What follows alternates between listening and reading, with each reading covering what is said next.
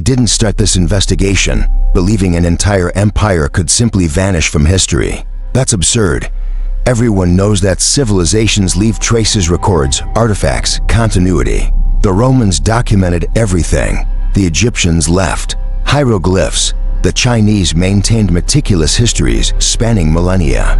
The narrative is settled, documented, taught in every history course across the world. But then I opened a map from 1570, Abraham Ortelius' Theatrum Orbis Terrarum, and there it was, covering almost the entire Asian continent, Tartaria.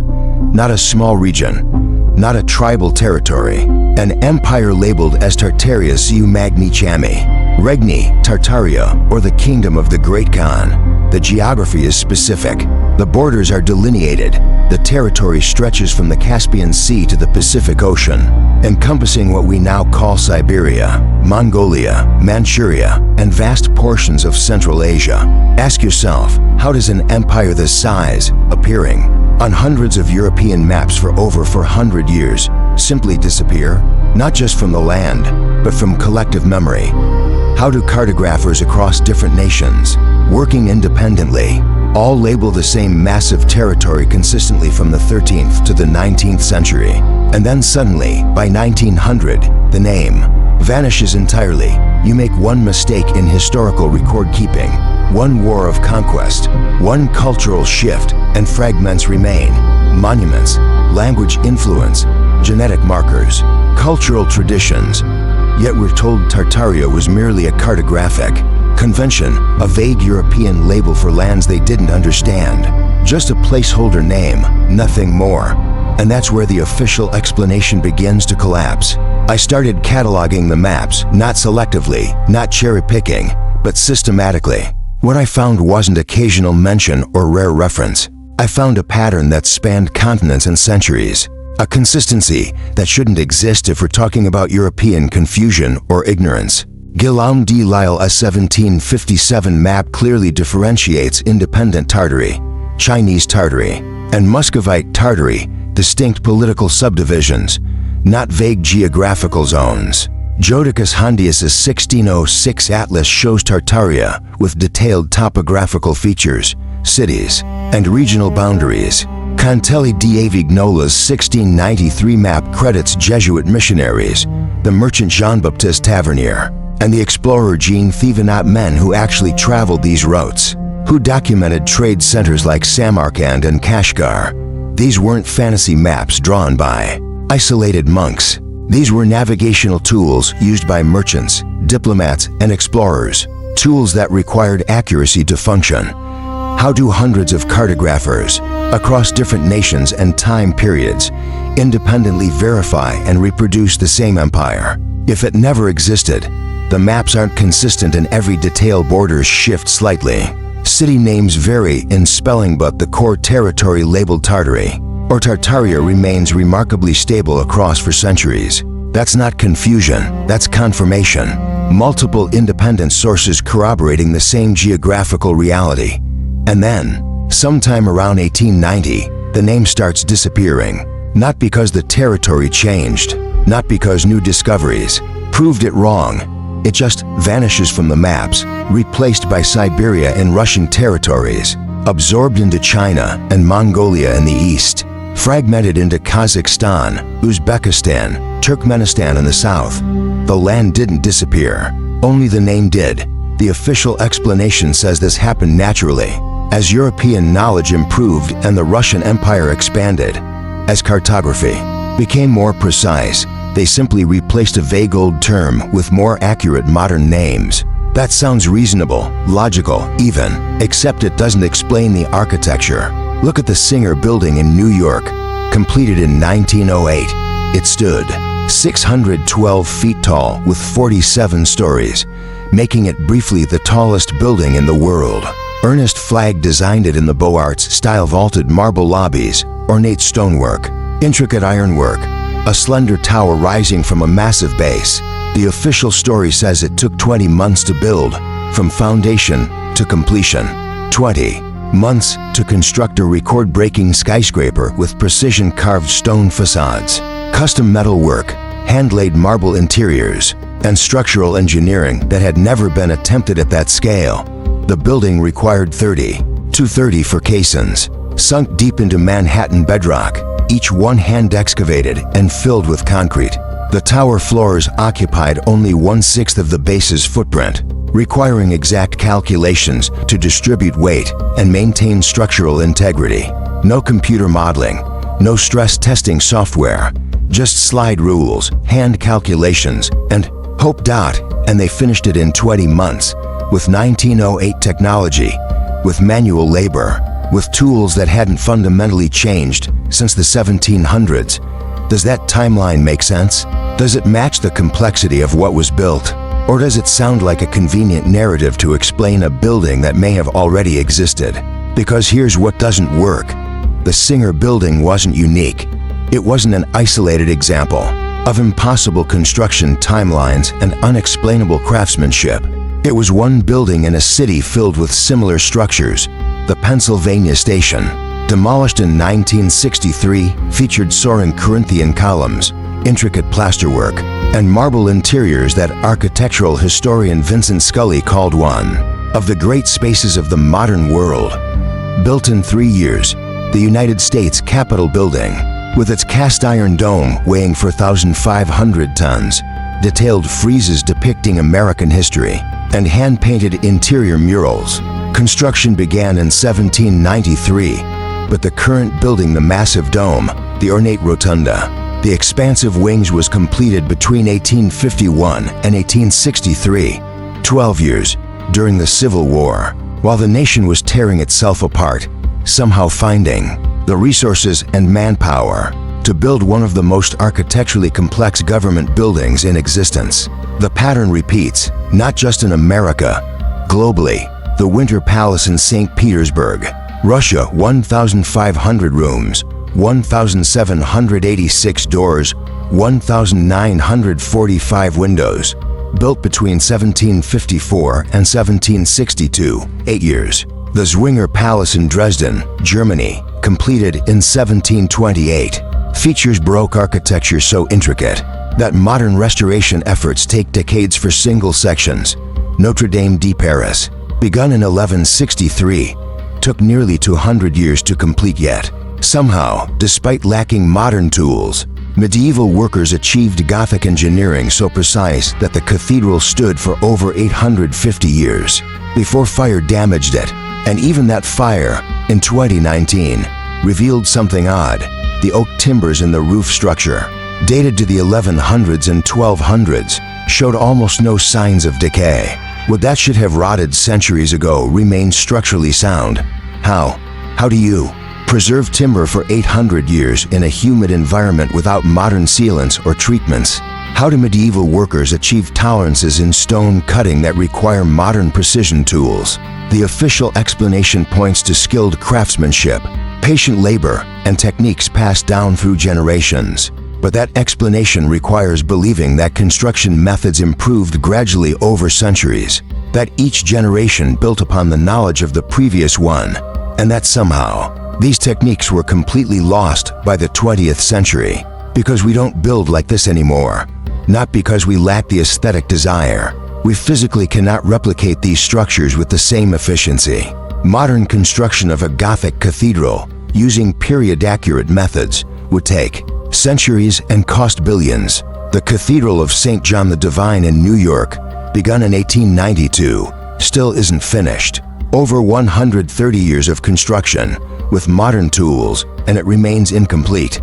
Yet we're told that medieval workers, with hand tools and wooden scaffolding, completed Notre Dame into 100 years while simultaneously building dozens of other cathedrals. Across Europe, the explanation doesn't match the output. The timeline doesn't align with the capability, and that inconsistency becomes impossible to ignore when you realize these buildings share architectural signatures across continents: domes, arches, columns, ornate facades, star forts with geometric precision, similar construction techniques, similar mathematical proportions, similar astronomical alignments.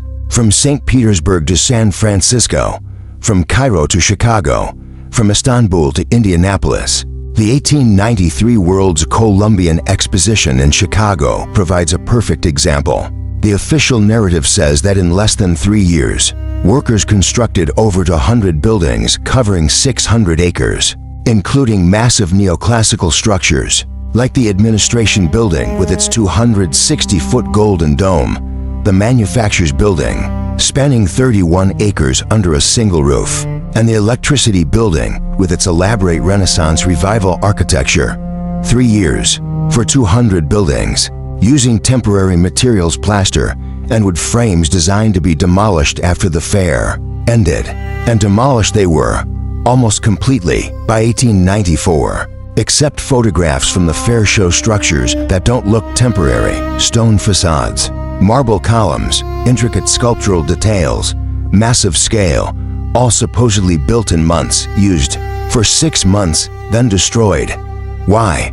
Why invest that level of craftsmanship in temporary structures? Why build with such permanence only to tear it down immediately, unless they didn't build them, unless they found them, unless these structures already existed, were cleaned up, repurposed, photographed, and then systematically demolished to erase the evidence of what came before?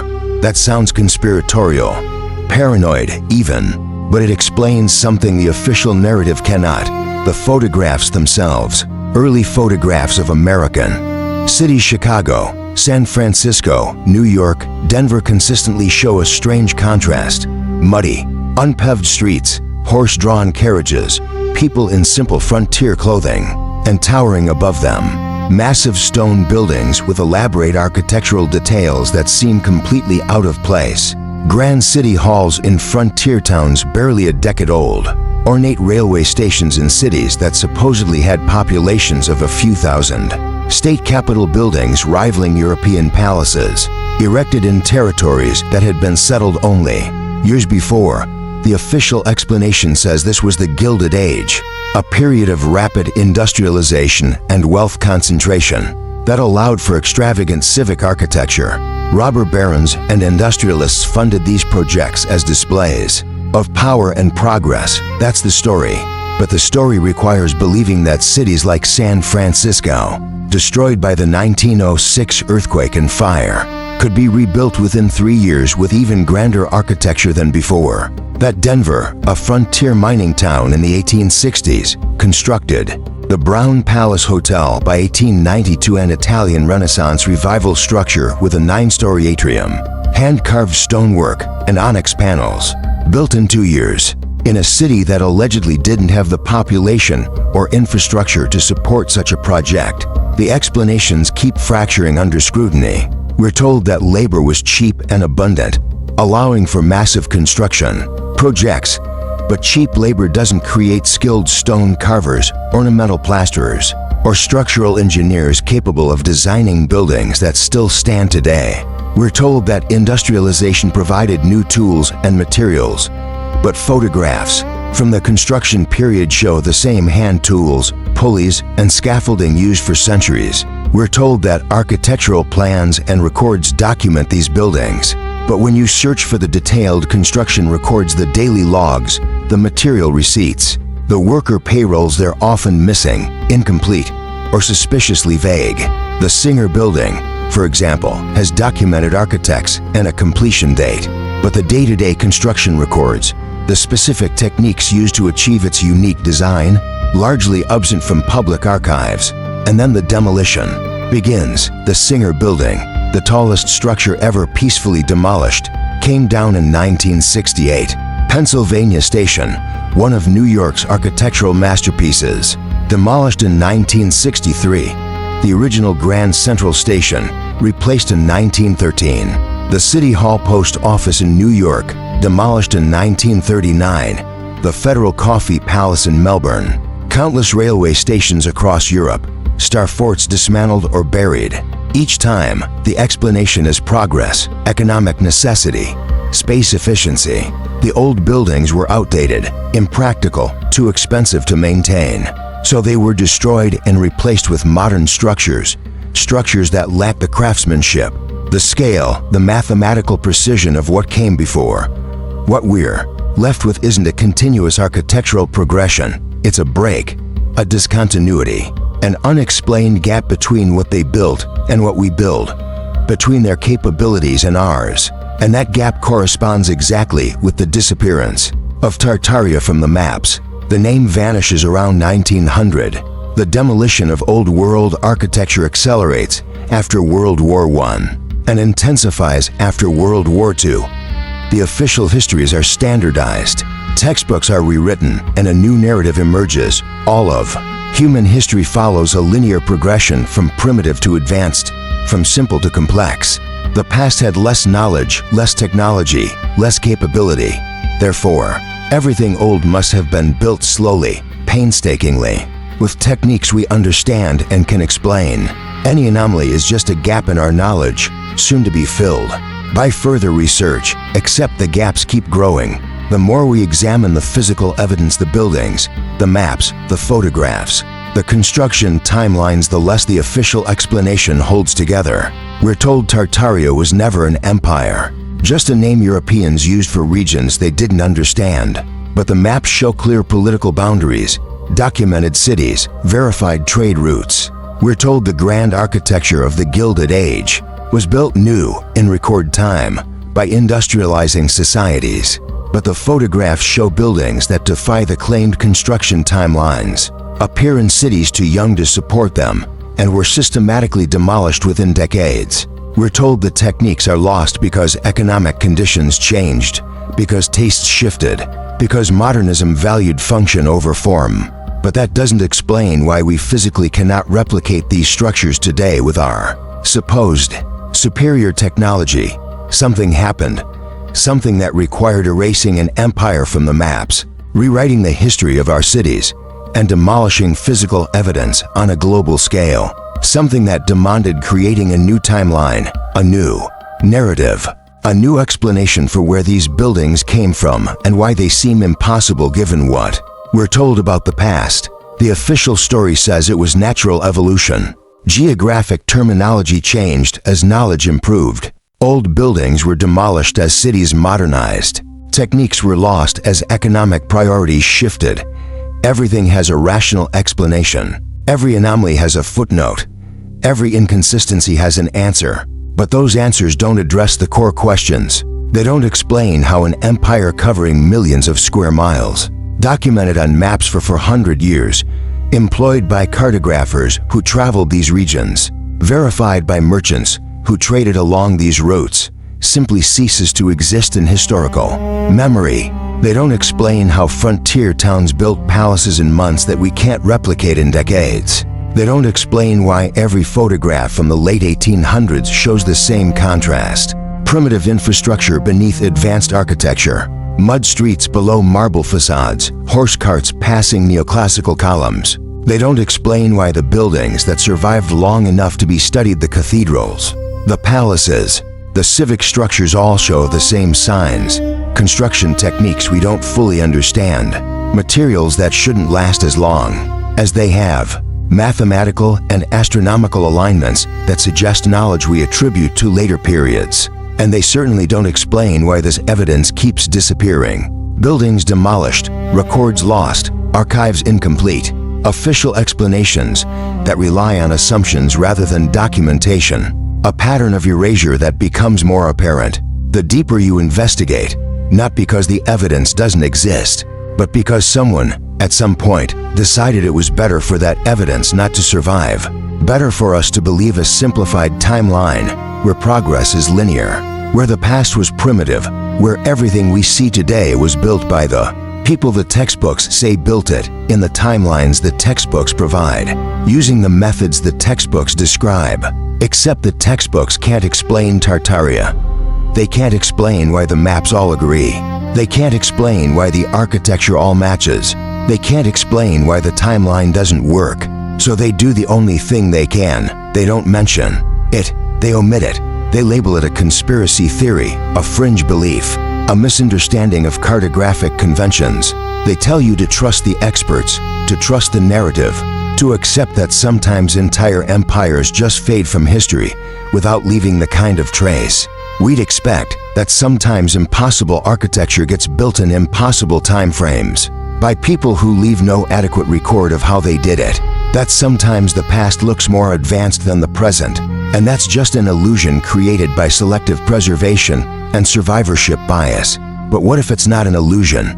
What if the evidence means exactly what it appears to mean? What if there was an empire, a civilization, a network of cities connected by shared architecture and shared knowledge that existed far more recently than we've been told? What if the buildings we see as Victorian or Gilded Age or Renaissance revival aren't reproductions of classical styles, but the actual remnants of that civilization, repurposed and rebranded with new construction dates and new origin stories? What if the systematic demolition wasn't about progress, but about elimination, about removing proof of what came before? I don't have all the answers. I don't have smoking gun documents or confessions from those who orchestrated this alleged erasure. What I have are the maps that show Tartaria existing for 400 years, the architecture that shouldn't exist in the places it exists, built in time frames that don't make sense, the photographs that show a world that doesn't match our historical narrative, the systematic demolition of evidence, the missing records, the official explanations that fracture under examination, the pattern, the global pattern, the repeating pattern that appears everywhere you look once you know what you're looking for. The question isn't whether Tartaria existed. The maps prove it did. The question is what Tartaria was, and why someone went to such extraordinary lengths to erase it from history. Why an empire had to become a myth. Why cities had to be rebranded. Why buildings had to be demolished.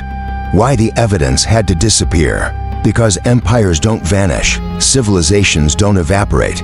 Architectural knowledge doesn't just evaporate across continents simultaneously.